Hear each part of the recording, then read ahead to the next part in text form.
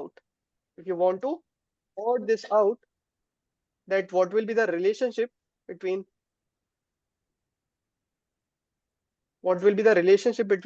this terminal voltage and the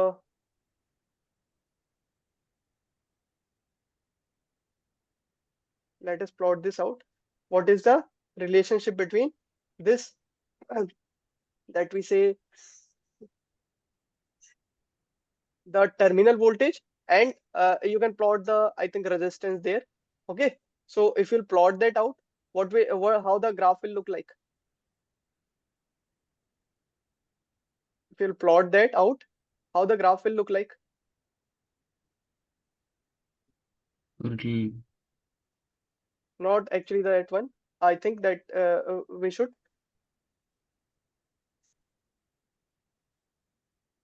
Okay, just plot that terminal voltage, and I think the I can be taken. I'm just Because terminal voltage, that is VA minus VB, there's no current. and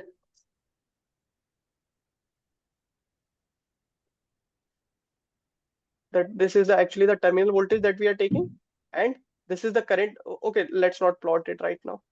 I'll give you the plot. Okay, not give you actually. I'll plot it in the next class. But for the time being, can you Yes. people now understand all these things? That this is Yes. something, the beauty of the open circuit and the closed circuit. In the closed circuit, the potential drops. And actually, on what factors this terminal voltage is being dependent? The terminal voltage is being dependent over, see, of course, this EMF will be there because, but this is something that is once we had brought it from the market, we can't change it. E. We can't change this E now. There is no way that we can change this E. Yeah. And there is no way that we can Yes. change this R as well. Okay. But we can change this R. Yes. Okay. So for the ideal one, either you should take R to be equal to 0, or you should take R to be equal to capital R to be equal to infinite. Capital R to be equal to infinite. In that case also, this particular thing will behave like a open source, but uh, open source, and it will provide us a 10 volt source. 10 volt, I think, the voltage across the terminals. Is this clear to you people? Yes. Yes. So this is something that we used to get here, and we had done that, the resistance, and these are the currents. How we are finding this out? The only way to do so is by applying the KVL and KCL. You will get all these results over here. Is this clear to you people? Yes. Yes. Okay. So and see what one of the thing that we had seen over here. This is regarding the voltage source, and let's say that if we choose some another value of this R, although this R is not constant, I mean to say that the wrong thing about this voltage source is that, see, if it is instead of it is marked as 10 volt, but it is providing us the 9 volt always, then also we'll treat it as a voltage source only. But the problem with this voltage source is that its value will depend over the external resistance that we are deploying over here. Okay, one of the Yes. resistance while you're deploying, you are getting the voltage to be let's say instead of 10 volt, you are getting it as 9.8 volt. While choosing some another resistance, you will get it as 9.6 volt. You will get it some another value that is 9.3, 9.2 volt. So that is why that is the problem with this voltage source. We are not concerned about that it is being get dropped by some voltage that is 1 volt, 0.2, zero point 0.8. Although that is a matter of concern, but that is not a big concern. The big concern is that its terminal voltage does not, we don't know. It depends over the external circuitry over which it depends. Okay, this is Yes. this is something that we actually don't know about, and this is the one that we should. Yes, one more thing that just had got skipped. Now it came into my mind. Previously, what were we doing? If we short this out like this, can we do so? Can we do so? Can we make So this configuration? If this is the 5 volt source, yes. can we do so? yes. Sir. Yes, or we can do so. See, on the paper pen, you can definitely do so. But tell me one Yeah. thing: if you are doing it like this, don't you think what is the potential difference between these 2 points? If you see it a wire, it is zero. Both the points are Zero. same. Yes. Both the points are same. It is zero. But what is the potential difference between these two Yes. points? Yes. That is Five. 5 volt. So how is this 5 volt. possible? In one Yes. way side you are saying it to be zero Not volt. On possible, another sir. way side you are saying it to be a 5 volt. It is not possible. But you'll question me over here Yes. that sir, how it's not possible? I'll do so. I'll bring a voltage source and we'll connect it like this. I'll bring the voltage source and connect it like this. What's wrong with this? You can do so, but in reality, you must remember that there is a small resistance there. While connecting so, while connecting so, this is something that is just managing all the things. Previously, in previous case, if that was the resistance zero, how much current it should flow now? The current should be infinite because this is having the zero resistance. I is equals to Yes, sir. V by R. If R is actually zero, then this current should lead to infinite. But in reality, it is never gonna happen. It will be some value. Yeah. It will be definitely some high value, but it will be some value. The reason behind that, this R is the one. That is the reality. That is the reason behind all the stories that is going on here. Is this clear to you people? Yes, sir. Yes, sir. Okay, Yes, so sir. you must know about all these things. These are some of the very important things that you should know. And while doing the circuit analysis, I recommend you to just always use CDR, CVR, current divider rule, and voltage divider rule, VDR, CDR. And if see, first of all, always before analyzing, before starting anything, now because I had seen a lot of students like that, they just get the circuit, start marking the current I1, I2, I3, I4, I6, I10, 11, 12, so on. Don't do this. My recommendation is just uh, uh, uh, uh, see it properly and choose your decision very wisely. While choosing the current I1, I2, try to reduce the variable as much as you can, like we had done over here.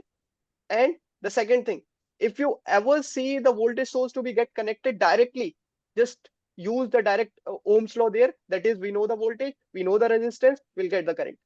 Don't get into the like that we say uh, the KVL and KCL. But once in the circuit, if Mhm. you didn't get anything, if you didn't got anything like that, that the voltage source is connected or anything like that, so follow the like that is the KVL KCL. So my priority is first one, basic, what is Ohm's law. The second thing, current divider rule, voltage divider rule, if it is happening. Okay, then go for the KVL KCL. And even you already know that we never used to apply the KCL. We implicitly used to apply that, Yes. but we never will never showcase it that we are applying the KCL till the time if somebody asks us that like there were some types of questions used to come in our examination, actually in the school examination only, that use the things, apply this KVL, apply this KCL over here, check all these things. So apply it over there. That's all your choice. But only the KVL and KCL I'm writing it. But let us make it in bracket. Okay, so just keep it in mind that you have to follow these processes while applying the thing. Okay, and one most important thing, that is the common sense that you should always apply, that if there is any like the symmetry is there or anything like that, so just mark it properly and you will be able to get the solutions. Okay, Yes, sir.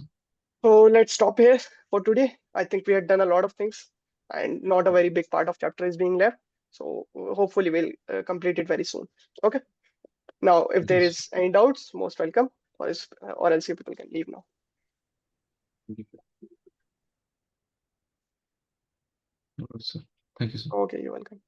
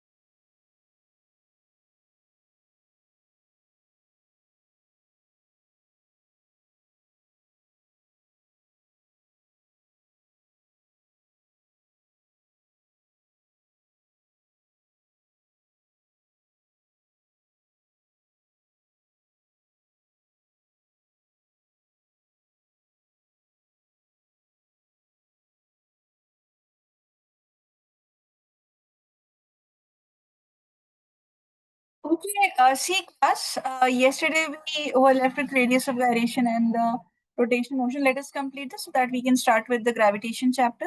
Radius of gyration basically means that in the formula of moment of inertia, instead of radius we write k. That is the radius of gyration. What is this? This is basically the separation of the center of mass from the axis of rotation. Okay, where the mass of the body is supposed to be concentrated from there, this axis of rotation. Okay, so this is the axis of rotation. While this is the point where the whole mass is supposed to be concentrated. So this mass can be located here also, so this will be k. If this mass is separated here, this could be k. So values of k can be anywhere. While the radius r that we were considering in the moment of inertia, that was the complete radius. Okay, this is the radius of gyration.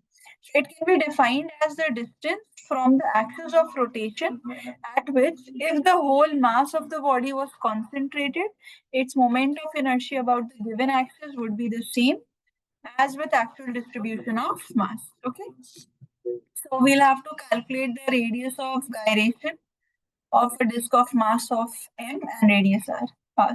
R. So see, moment of inertia is mr square and the radius of gyration is mk square. So we can equate both of these. So it's a disk, so it will be mr square by 2.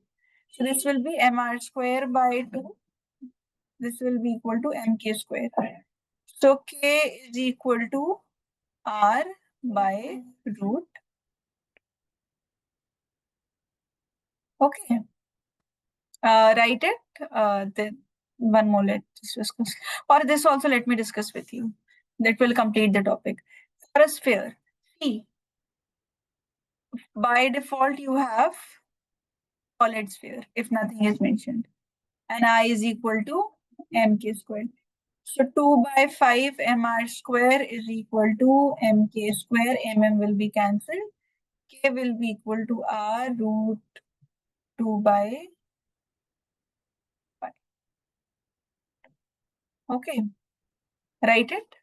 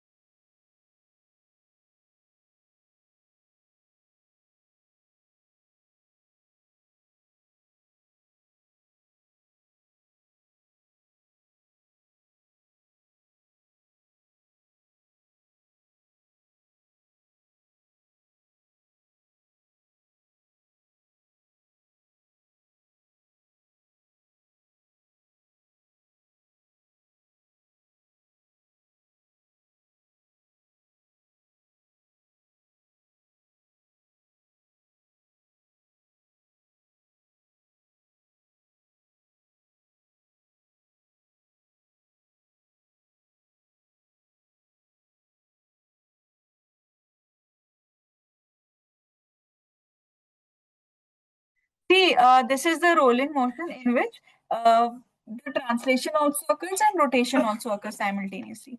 In the translation part class, we have the velocities of the center of mass is present. Okay, because center of mass is a part of translation. While in rotation, you have V is equal to R omega. At the extreme point A, when you are calculating the velocity, it will be equal to velocity of the center of mass plus R omega.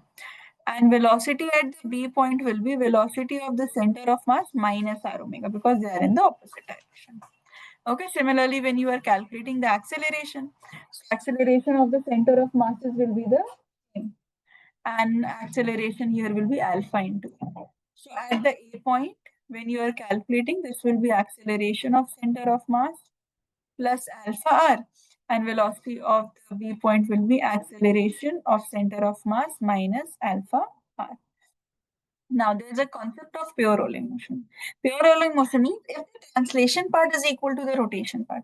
Like if I have a tire which is moving and it is covering a certain distance.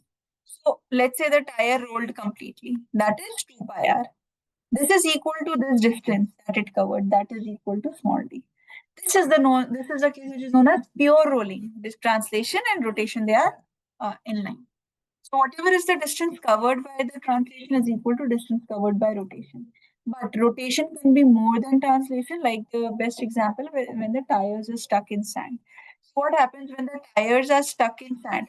You try to rotate the tire as fast as you can so that it gets out, but tire doesn't move because it's completely surrounded and covered in sand.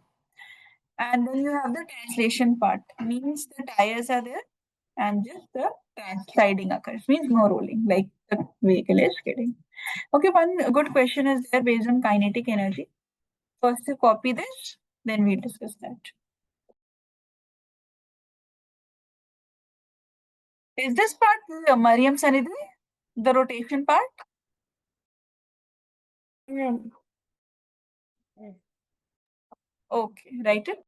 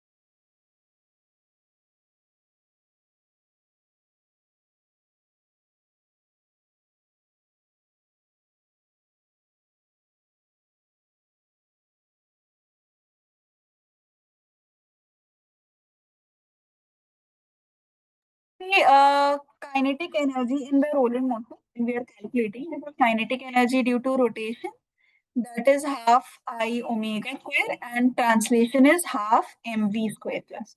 Okay, so we can write this v is equal to omega r. So v square is equal to omega square into r square. So omega square will be equal to v square divided by r square. So half I into omega square will be v square by r square plus half m v square, right? Now I also can be written as mk square. So we will write this as half into m k square into v square by r square plus half mv square. Let's take half mv square common in both of it. So we'll get half mv square k square by r square plus 1. That's the kinetic energy, total kinetic energy in rolling motion. Like if you have a solid sphere, solid cylinder, they're released from the top of a plane. Okay, so disk is there, solid sphere,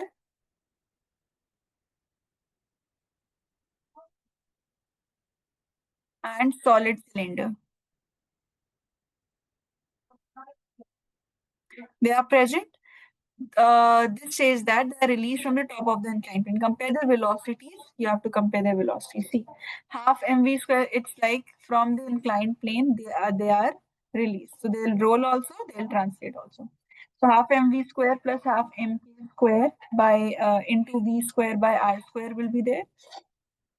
Half mv square will be 1 plus k square by r square. Now see class, if this ratio k by r is less, velocity will increase, so it will reach the bottom earlier. Okay, so what you have to do, you basically have to calculate the values of the disk, the solid sphere, and the solid cylinder. Nabila, how was your exam today? Yeah, it was good, ma'am. It was good. Share the question paper so that I can also Okay, get an ma'am. idea. Okay. Okay, ma'am. So disk, solid sphere, solid cylinder. We'll equate them. Mr square by 2 is equal to mk square. K is equal to r by root 2. Same will come with the solid cylinder also. Mr square by 2. But solid sphere is 2 by 5. So that is 0.28 r. So you can clearly see when the k r is the same for all of it, whichever has the least value will reach earlier. So here solid sphere has the least value. This will be the answer. Okay, that completes with the chapter class. Write down this part. Then let's start with gravitation. Sanidhi, from gravitation, you also didn't do no any portion? Okay, so that will be new. Gravity class, then let's start.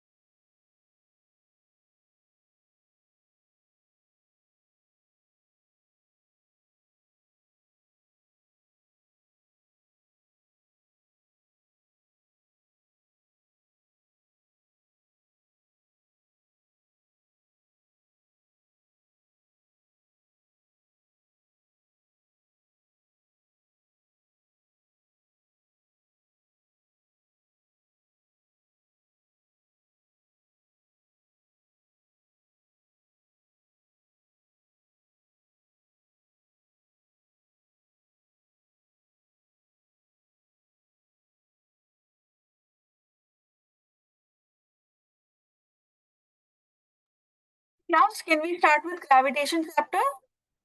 All of you have written? Okay. C class. In the chapter gravitation, this is different now. All the entire mechanics portion we were discussing. This is, I think, chapter 8 of your NCRT. So basically, I'll start with the Newton's law of gravitation and Einstein's theory of gravity. We'll see later. What is Newton's law of gravitation, basically, class? Let's say you have two masses present. M1 is there and M2 is present. Okay. So the separation between them is R. Now see, when we are talking about the gravitation, Newton's law of gravitation, this basically tells us about the gravitational force between two bodies. If two bodies are there, they will have a force of attraction between them. Means both of these are held by gravity, and the gravitational pull between them is letting the bodies become stable. Whatever is the force applied to this will be exactly equal and opposite to this, so the system is stable. This whole concept of forces and all is to stabilize the system. So if I talk about the gravitational force, the first point that Newton said, he said that the gravitational force is directly proportional to, this is directly proportional to the masses, product of masses, product of two masses. Means the gravitational force will directly be proportional to m1 multiplied to m2. That's the first one. Okay. Second point is that the gravitational force. Now see, these are scalars, masses are scalars, so you don't have to worry about the magnitude or anything. So gravitational forces inversely proportional to, it is inversely proportional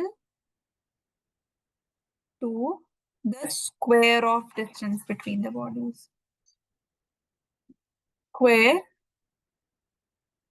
of distance between the two masses. Means this gravitational force is inversely proportional to r square.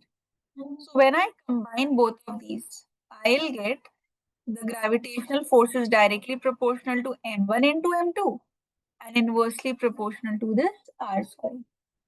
When you combine both of these, first point says that m1 is something, let's say 5 kg, m2 is something else, 6 kg. So gravitational force will directly be proportional to 30 kg. In the sense, if I increase one of the masses, gravitational force will increase. This is the conclusion. This is the meaning of it.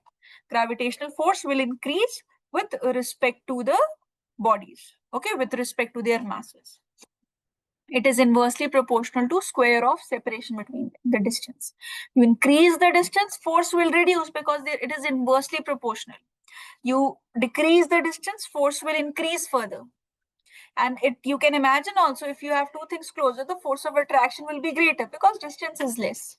So when we say force is inversely proportional, lesser the distance, greater the force. Greater the distance, lesser the force. This is the whole concept behind it.